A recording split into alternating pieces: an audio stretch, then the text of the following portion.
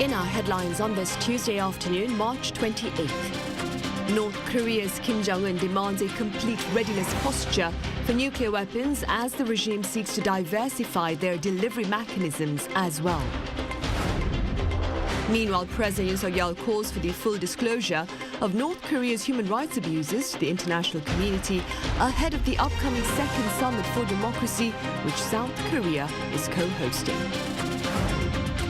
The World Bank says global growth may shrink to 2.2% annually up until the year 2030 from the 3.5% average growth rate posted during the year 2000 to 2010. There has been more hardline rhetoric from North Korea's Kim Jong-un with regard to the regime's nuclear weapons ambitions. Now, Kim is calling on his people to be fully prepared to resort to nuclear weapons anytime, anywhere. Our Unification Ministry correspondent Kim Mo-kyun reports. North Korea should be perfectly prepared to use its nuclear weapons anytime and anywhere. That's what North Korean leader Kim Jong-un said on Monday as he was briefed by the regime's Nuclear Weapons Institute on strategies to strengthen its nuclear program. The North state-run Korean Central News Agency says Kim called for efforts to further expand the production of weapons-grade nuclear materials in order to exponentially increase its nuclear arsenal. He says it's crucial for the regime's security as a solid nuclear power will protect its people from, quote, enemies. Such a security strategy was not only evident through Kim Jong-un's words, but also through action. In a separate report, the North State media revealed photos showing a firing drill simulating tactical nuclear attacks. On Monday, the regime reportedly detonated a mock nuclear warhead 500 meters above a targeted islet of Kimtaek near its Hamgyong-Bukdo province. This comes as South Korea's military has confirmed that the North fired 2 short-range ballistic missiles from Chunghwa area towards the East Sea during the morning hours of Monday. Meanwhile, the North also said it began another 3-day test of a nuclear-capable underwater weapon system on Saturday. It says the Hail-1 type underwater nuclear attack drone traveled along a 600-kilometer oval-shaped course in the East Sea for 41 hours and 27 minutes, and its test warhead was detonated underwater. But in contrary to the North's claim that the warhead accurately and successfully detonated under the sea, South Korea's Joint Chief of Staff says such claims seem to be exaggerated and manipulated, adding that the regime's underwater weapons capabilities are still seen to be in the developing phase. Kim Mo-kyun, Arirang News. Meanwhile, in a show of solidarity for its ally South Korea amid North Korea's rampant missile provocations, the U.S. has dispatched a nuclear-powered aircraft carrier into the southern port city of Busan. Now, ahead of its arrival on this Tuesday, the Nimitz carrier and its strike group conducted drills with South Korean warships back on Monday in waters south of the Korean peninsula. Also, early Monday morning, North Korea fired 2 short-range ballistic missiles into the East Sea in a display of defiance amid the deployment of the U.S. aircraft carrier. Ahead of the second summit for democracy scheduled to start tomorrow, that is March 29th, President Yoon has highlighted the need to fully expose North Korea's appalling atrocities against basic rights of its people. Do take a listen. 북한 주민의 처참한 인권 유린의 실상이 국제사회에 낱낱이 드러나야 합니다.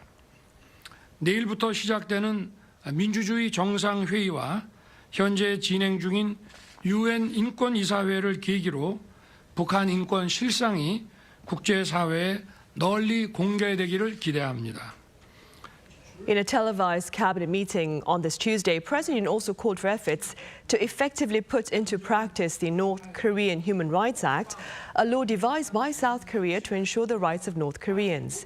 Separately, President Yoon also touched upon the planned visit by the BIE, the International Bureau for Expositions, as Busan hopes to host the 2030 World Expo, and urged for a unified front effort, that is, from his officials to secure the bid.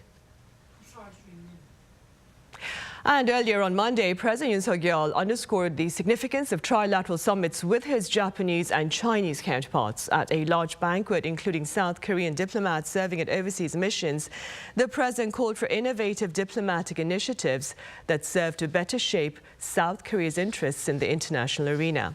To this end, he added that three-way interactions among Seoul, Tokyo and Beijing will work to promote broader regional interests. He also called for the expansion of Seoul's official development assistance to boost the training of human capital, technological partnerships and joint entry into overseas markets. And South Korea's ambassador to Japan says prospects of productive ties between Seoul and Tokyo are looking quite bright amid growing calls for bilateral cooperation on the security front among pundits in the neighboring country. Our foreign affairs correspondent Choi Min-jung reports. Going back to when things were good. This is what South Korea's ambassador to Japan said should be done as quickly as possible. Speaking at a press briefing in Seoul on Monday, the envoy said the recent Seoul-Tokyo summit has become the stepping stone in warming up the two countries' icy relations. He pointed out that an environment is being created in Japan that pushes the Kishida administration to resolve pending issues between Seoul and Tokyo. Those among the right-wing party who place importance on security issues are now strongly arguing that they should cooperate with South Korea. This is evident in Japanese media. Yomiuri Shimbun has been very critical of South Korea, but their tone has changed considerably in the recent months, and they are now emphasizing Seoul-Tokyo cooperation. Yoon also stressed that although a direct reference to the Kim Obuchi Declaration was missing, the fact that Japan is willing to inherit its essence has restored the bilateral relationship. Despite the prolonged disputes over historical issues, the envoy stressed that South Korea and Japan's strategic interests are almost identical. He added that it is unsound to leave the relationship in an aggravated state, especially when the world faces threats ranging from North Korea to the crisis in Ukraine. The diplomat said another crucial factor in mending ties is resuming people-to-people exchanges. We made an effort to make visa-free trips possible between South Korea and Japan. In January alone, around 580,000 Koreans visited Japan, and Japan's most visited country was South Korea. Yoon noted the countries are transitioning to a normalized relationship after spending the past 10 years, as he put it, in a diplomatic war. However, he pointed out that much more needs to be done, as not everything has been resolved through the recent summit. Choi Min-jung, Arirang News.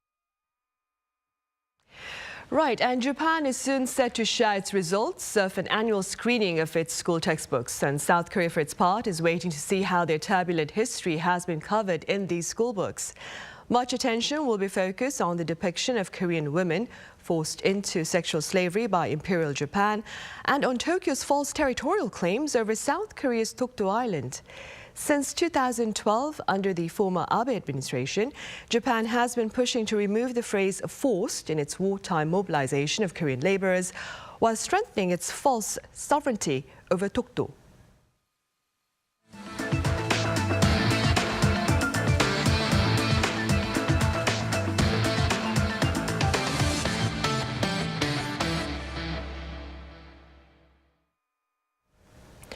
The global economy may be looking ahead to a lost decade of growth. Now, this is according to the World Bank, whose pundits predict global growth to plunge to 2.2% annually up until the year 2030. Our Yoon explains. After 3 decades of mostly steady-paced growth, global economic growth is now hitting a speed limit. The average potential growth in GDP was at 3.5% in the decade between 2000 and 2010, but had dropped to 2.6% in the next decade between 2011 and 2021. On Wednesday, the World Bank released a new report that warns of global GDP growth shrinking to 2.2% annually between now and 2030. The report also stated that failure to reverse the expected slowdown in potential GDP growth could reverse decades of efforts to tackle climate change and reduce poverty. Though policies that incentivize work, increase productivity, and accelerate investment could reverse the trend, World Bank chief economist Dermot Gill says a lost decade could be in the making for the global economy. According to the report, what's halting nearly 3 decades of sustained economic growth is the overlapping crises of the past few years, including the COVID-19 pandemic and Russia's invasion of Ukraine. Experts say that in order to change the trajectory, policymakers need to prioritize taming inflation, ensuring financial sector stability, and reducing debt. Also, promoting climate-friendly investments could add a 0.3 percentage point to annual potential growth. 이은진, Arirang News. In other news, a North Carolina lender, which according to U.S. industry insiders has a history of buying failed banks, has taken over the reins of Silicon Valley Bank. Our Shin Ha-young has more on this latest acquisition by First Citizens Bank. Silicon Valley Bank, the tech-heavy lender that collapsed earlier this month, is now operating under a new owner. According to the Federal Deposit Insurance Corporation, or FDIC, on Monday, First Citizens Bank, the 30th largest bank in the U.S., agreed to acquire the remaining assets of SVB by purchasing around $72 billion worth at a discount of $16.5 billion. The deal came 17 days after the dramatic collapse of SVB and 40 years since it was first established.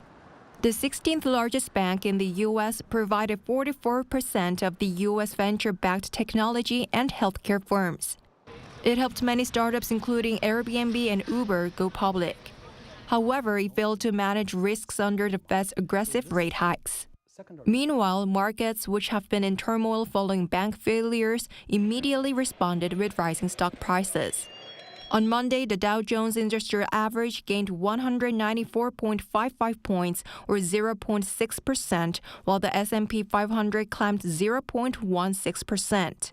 The same day, the stock price of First Citizens Bank surged more than 50%. First Republic Bank, which saw a decline in its stock price of more than 60% after SVB collapsed, also jumped about 11%. However, there are still rising concerns as the startup ecosystem has lost a crucial partner. Pundits also worry that the recent bank failures could lead to a wider banking crisis, as well as spread to other sectors like private and public entities, as well as the real estate market. Shin Ha-young, Arirang News. And back here at home, retail sales rose in February compared to a year earlier amid the presence of Omicron. Now, that's according to data by the Trade Ministry that showed sales surged by 7.9% on year from some $9.3 billion to $10 billion. Offline sales jumped 8%, with the clothing and sports sectors rising by 16.2% and 17.4% on year, respectively, as more people ventured outdoors given the ease in pandemic restrictions. As for online sales, those for services soared 19.8% on the back of greater international travel. Efforts by South Korean authorities to extradite crypto fugitive Kwon Do-hyung, also known as Do Kwon, from Montenegro, have been challenged by officials there who say Kwon will be staying put to face forgery charges first. Our Lee Seung-jae has more. South Korea, Singapore, and the United States have one thing in common. They all want to extradite disgraced Terraform's Labs CEO Do Kwon and punish him in their respective countries.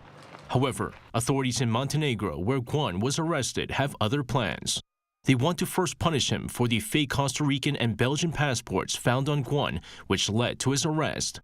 Prosecutors in Montenegro last Friday successfully extended Kwon's period of detention, which was set to expire from 72 hours to up to 30 days. Authorities in Montenegro stressed that no country will be getting their hands on Do Kwon during this time, or without him being brought to trial first. And this may be just one of the many ways that extradition plans for Do Kwon may be delayed.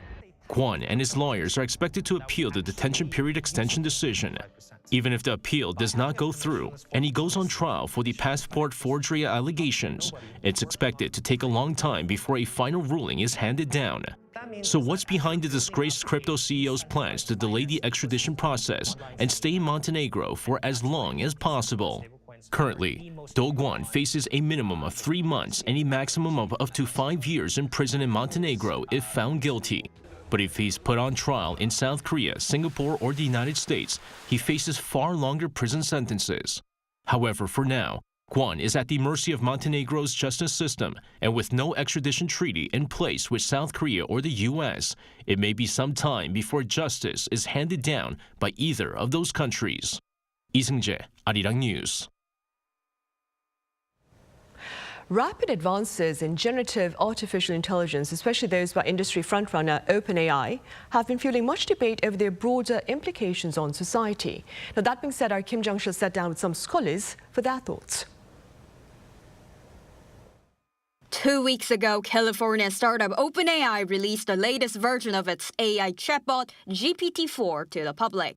ChatGPT created quite a stir when it first launched in November last year, as it wrote drama scripts and poems and even managed to pass the bar exam. And GPT-4 is even better. It can process 8 times more words at once than its predecessor and vastly improved its bar exam score.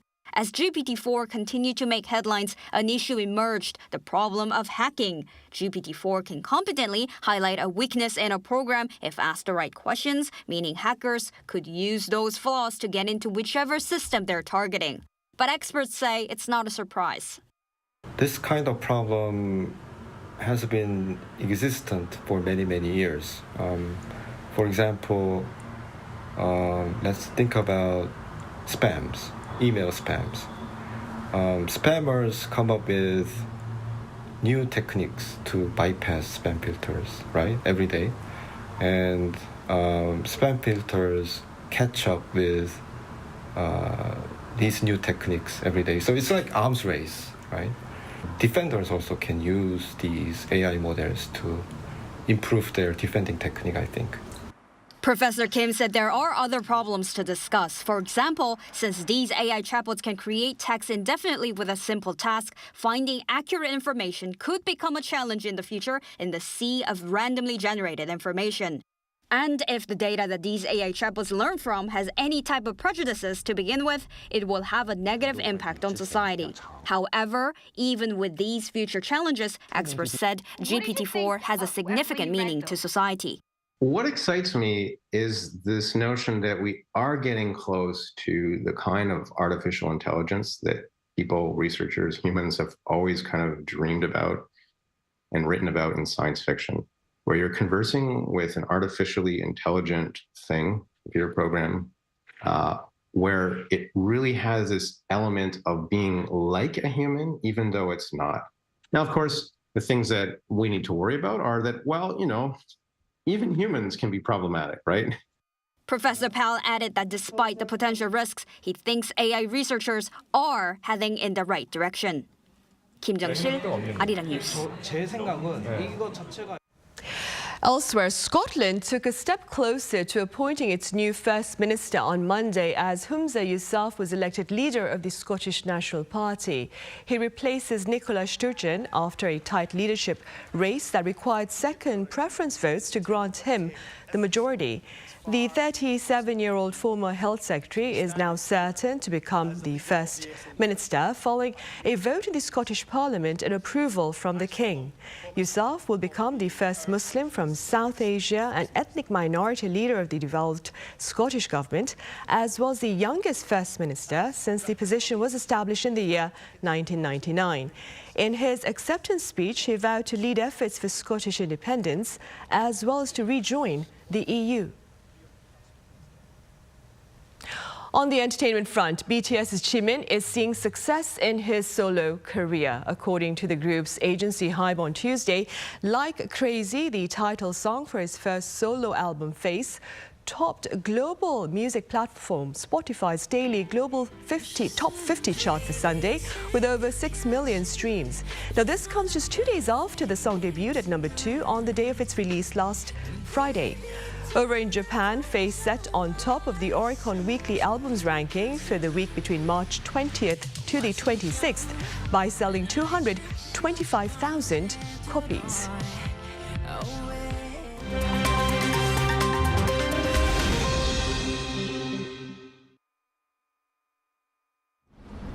Let's take a look at what's going on in the world now.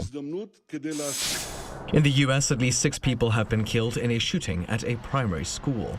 3 children and 3 adults were killed in the shooting at the Covenant School in Nashville, Tennessee on Monday morning local time. All 3 children were 9 years old and the adult victims were in their early 60s. Authorities say they received a 911 call at 10:13 a.m. after a 28-year-old transgender woman armed with 2 assault-style rifles and a handgun entered the premises and began firing. 14 minutes later, the shooter was dead, shot by police officers. It's believed she was once a student at the school. While the motive is still under investigation, police have found a manifesto and a detailed map of the school in a car that was parked nearby.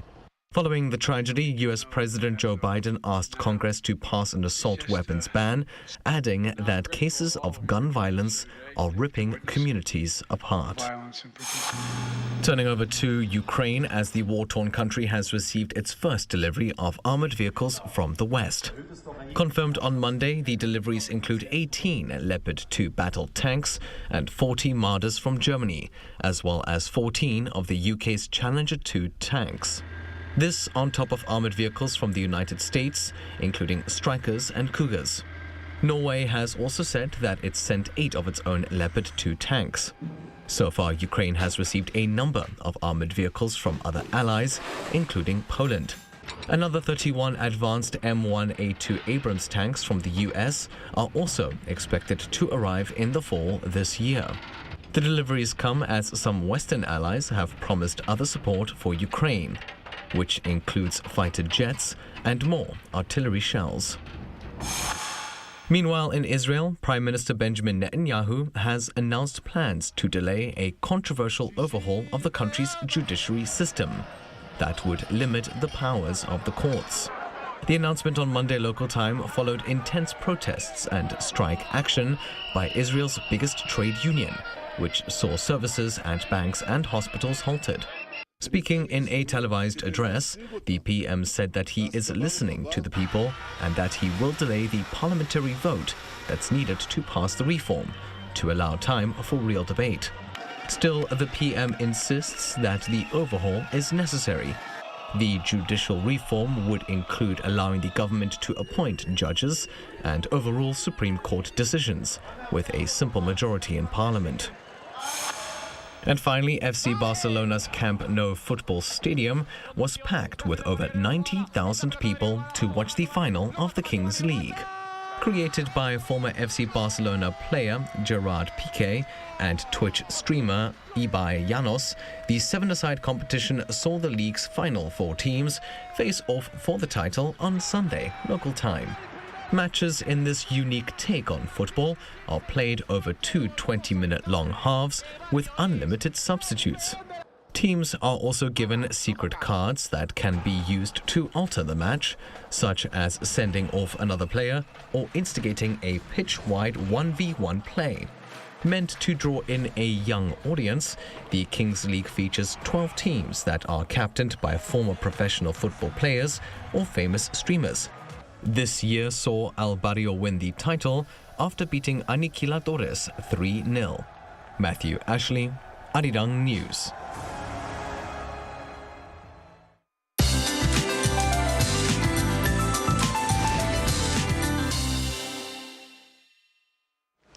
Good afternoon. After a chilly start, some of the central inland regions saw frost this morning with sub-zero temperatures. But warm southwesterly winds this afternoon elevated the readings into the mid to upper teens across much of Korea. That also means dust levels are high today, mainly in western parts of the country again. Ultrafine dust levels remain bad all day in the capital Chungcheongdo and Jeollabuk-do provinces, so please have a face mask that can filter dust today. Afternoon highs are 1 to 3 degrees higher than yesterday in the upper teens in southern parts of the country. Meanwhile, dry air in central inland regions shows no sign of easing up. A dry and sunny day continues with a similar smooth pattern in store throughout the week. So in other words, we are expecting a season of beautiful blooming with a gradual rise in temperatures this week, with a high of 24 degrees in Seoul by Saturday, feeling more like the end of May, and hopefully the air quality is not too bad by then. That's Korea for you, and here's a look at the international weather conditions.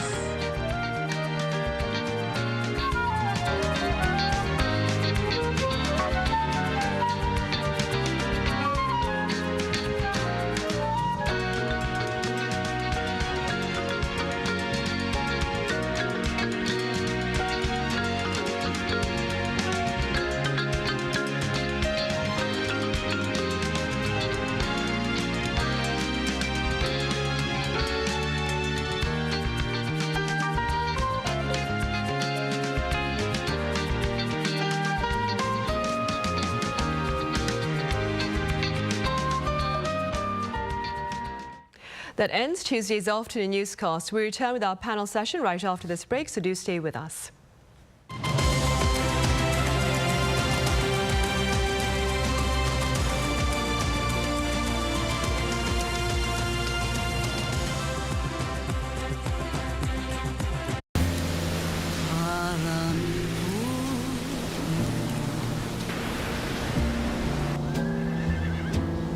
춥지 않은가요? 처음 태어난 이별에서 사는 우리 손잡아요. 꽃 피는 동백섬에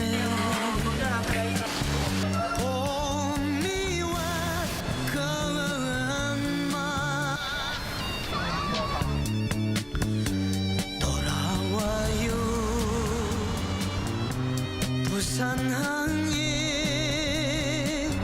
그리운 내 형제여.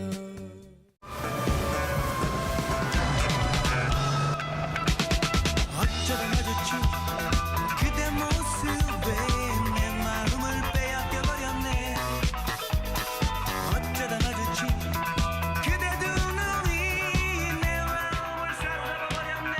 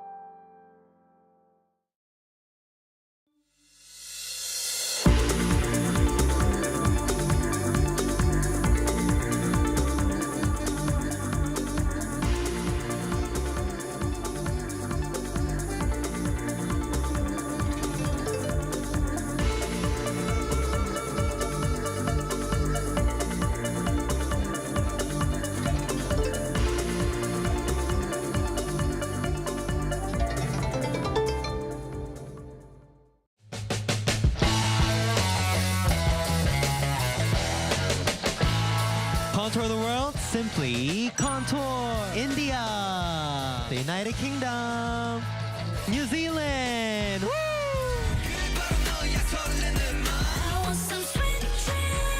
I'm excited.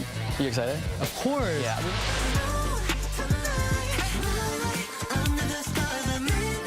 Music, start.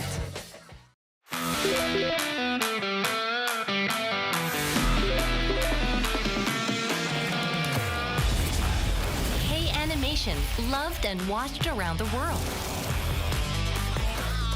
We want to make more animations to reach more children. Traveling time and space. Developing adventure and curiosity. Infinite creativity and hope. We want our children to grow up to be happy. K-animation animation watched by children all around the world. So that joy can be felt when our animation is watched. This is the reason we make animation and share with the world. K-Animation, befriending children all over the world.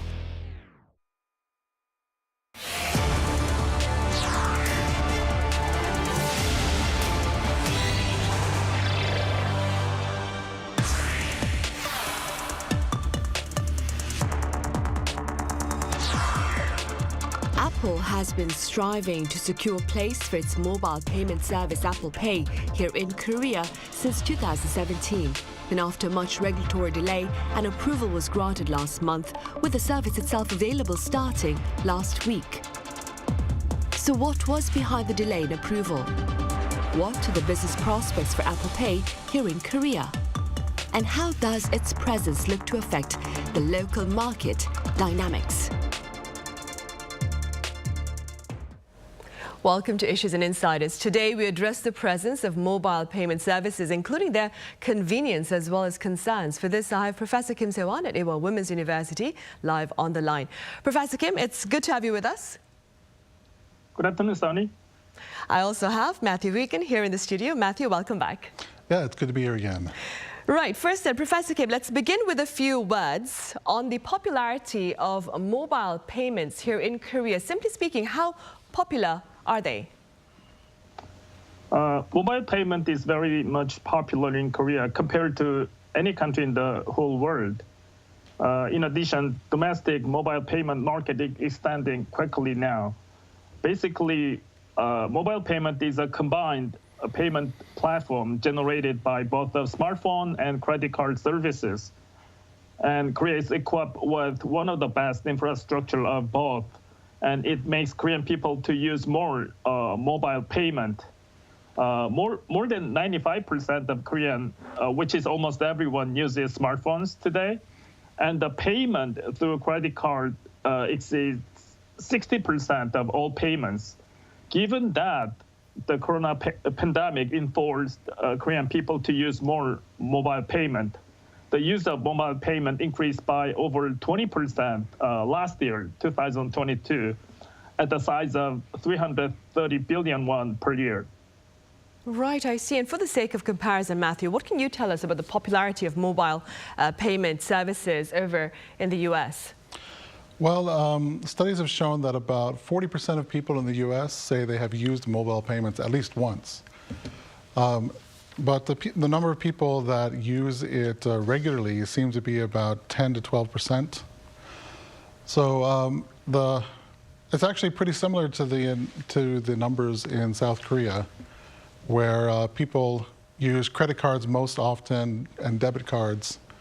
As Professor Kim said, the usage rate is pretty high. The numbers are pretty much the same for credit and debit card usage in the U.S. And then for mobile payment usage, the numbers are also pretty much the same. But only about, I'd say, like approximately 12% of the U.S. people use mobile payments regularly. Right, I see. Now, Professor Kim, Apple Pay is finally here in Korea since trying to make inroads into the local market from the year 2017, actually. What delayed its entry here?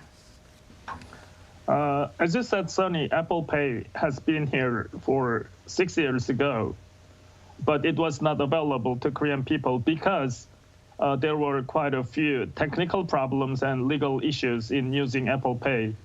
For example, Apple Pay was initially delayed because the company, which is Apple, could not register as an electronic financial business operator in Korea, since Apple is considered as a manufacturer, not a finance service provider. But Korea's Financial Supervisory Service finally approved the launch of the service, Apple Pay, last month because they provide service by Hyundai Credit Card Company. And the way of payment by Apple employs near-field communication, or NFC technology. So the shops and restaurants should buy NFC reader to be paid by Apple Pay. but only less than 10% of Korean shops and restaurants have NFC reader, and it is expensive at the price of 200,000 won or $150. These were two major obstacles of using Apple Pay in Korea for the last 6 years. Right, I see. And regardless of that, Matthew, just a day after its launch on March 21st, Apple Pay logged over 1 million subscribers. How do you explain this reality? Oh, well, when you look at the Korea smartphone market, you can see that basically Korea is the land of Samsung.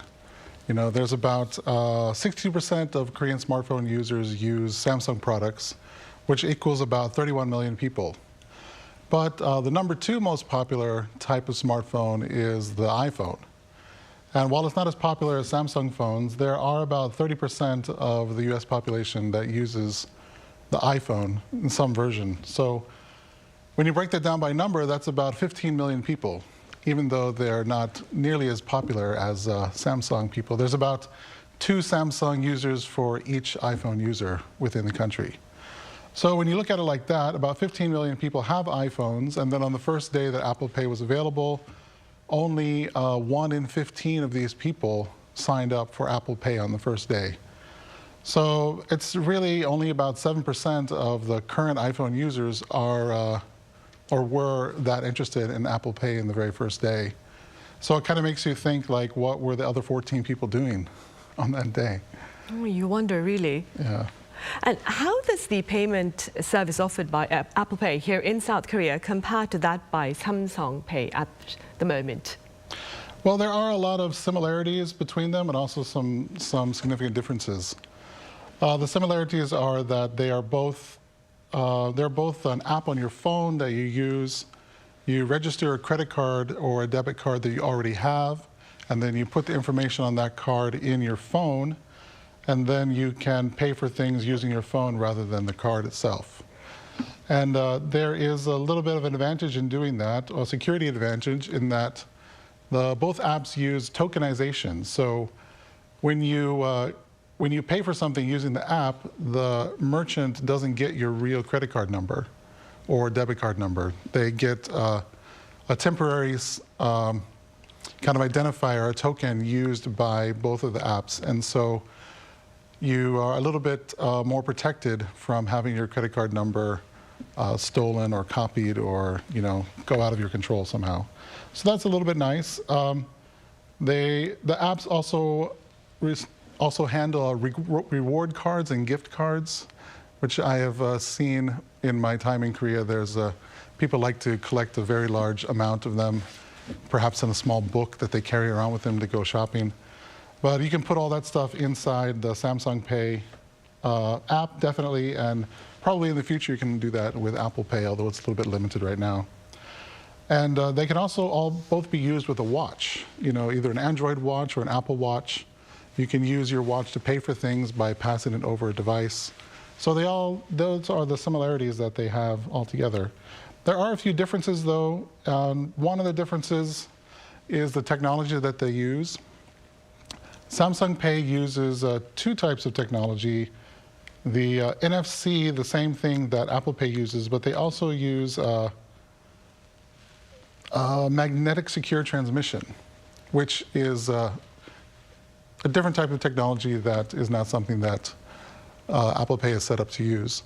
So the practical differences between these 2 technologies are that when you use Samsung Pay, you have to put your phone like right up to a device.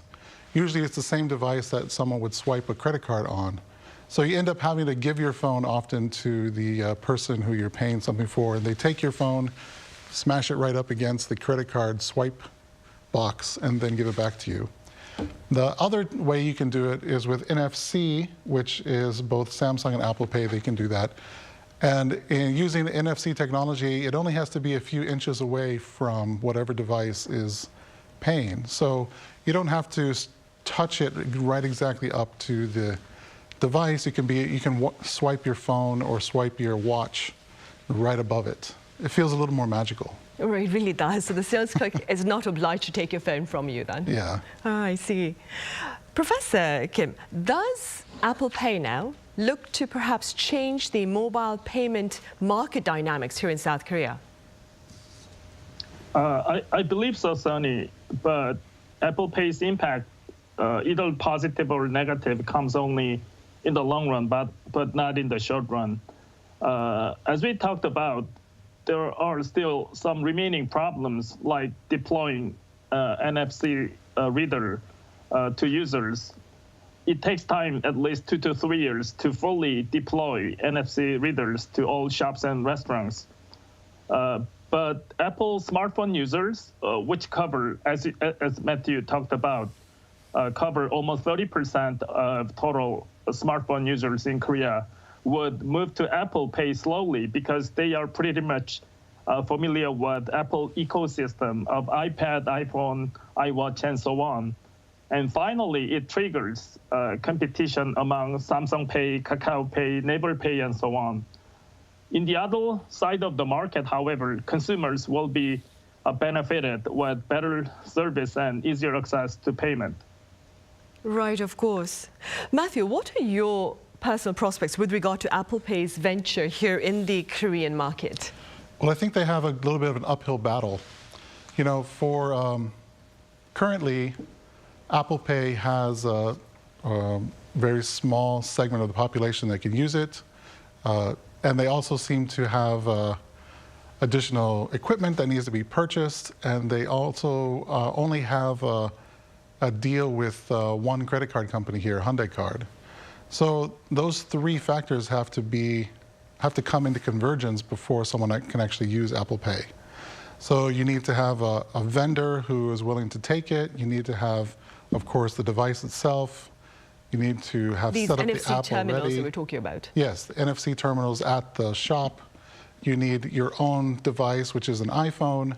You need to have set up the app already. And you also have to have a specific card from a specific company for the Korean market. So the number of people that have all those things going together for them is probably going to be limited.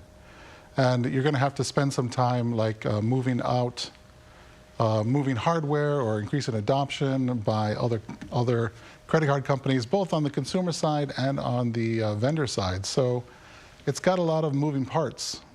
Compared to the entrenched Samsung Pay experience, which is a lot easier to use in my opinion, and also has most of the vendors in South Korea already have the hardware that they need to do that, then it's going to be probably an uphill battle for Apple. Right, I see.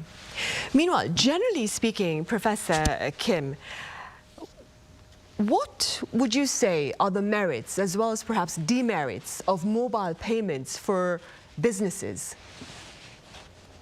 In implementing every new business platform, there go both of merits and demerits. The same is true for launching Apple Pay in Korea now.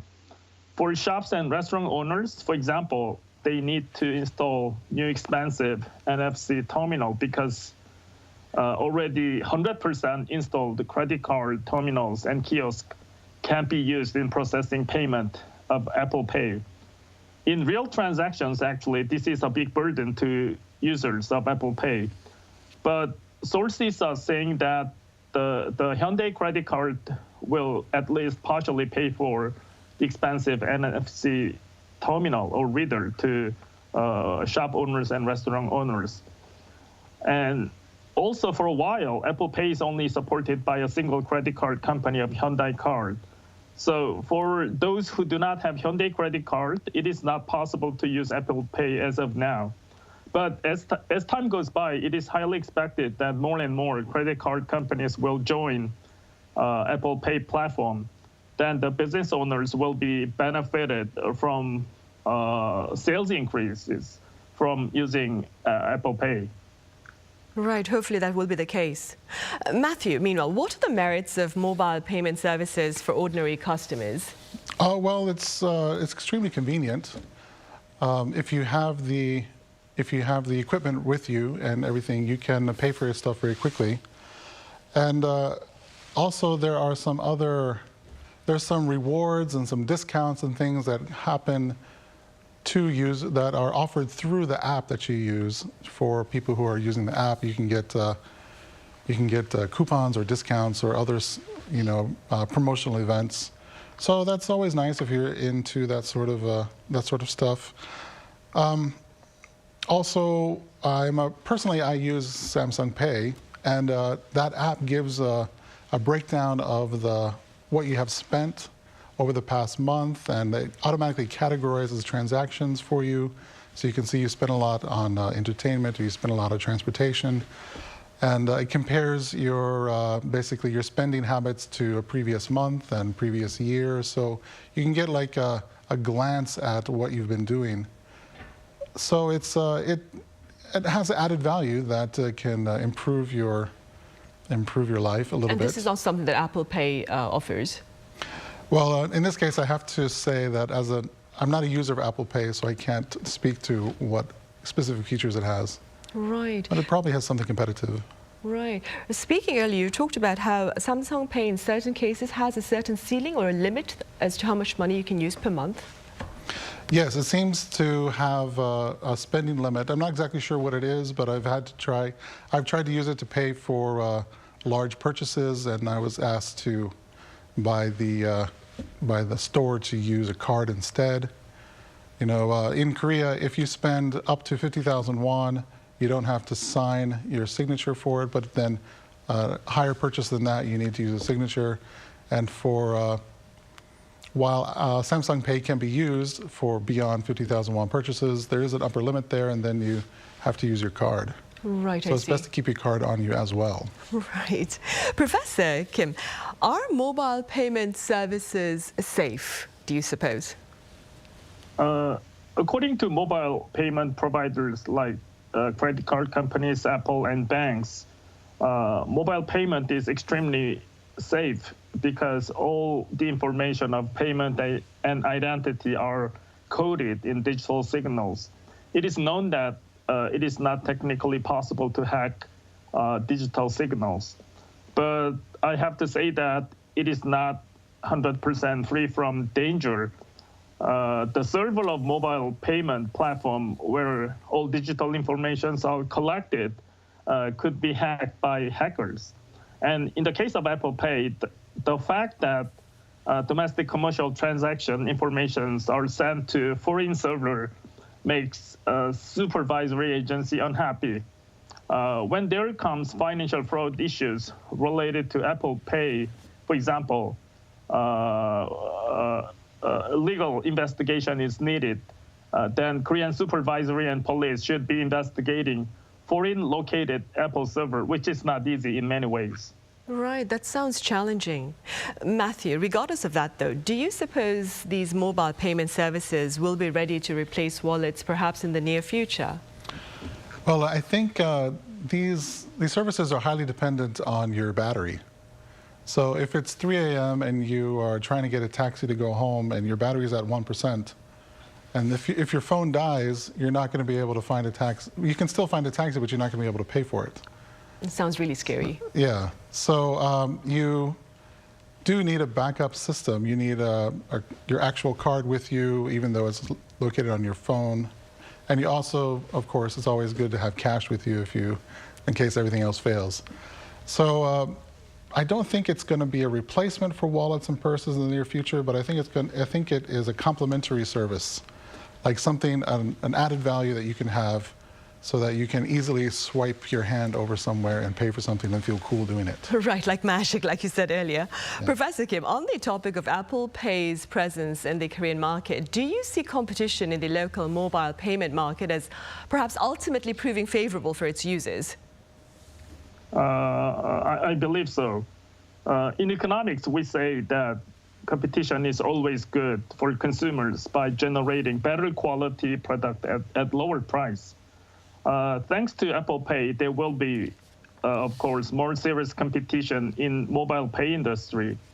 Samsung Pay recently decided to construct updated mobile payment platform by incorporating Kakao and Naver Pay. And by doing that, Samsung Pay says domestic mobile pay market will be more dominated by the three pays of Samsung, Kakao, and Naver for a longer time.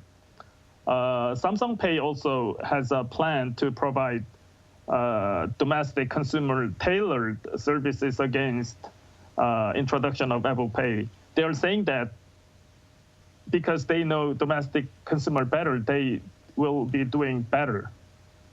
Right. And Matthew, aside from needing longer batteries, of course, what do you suppose will allow for a more productive environment for mobile payment services?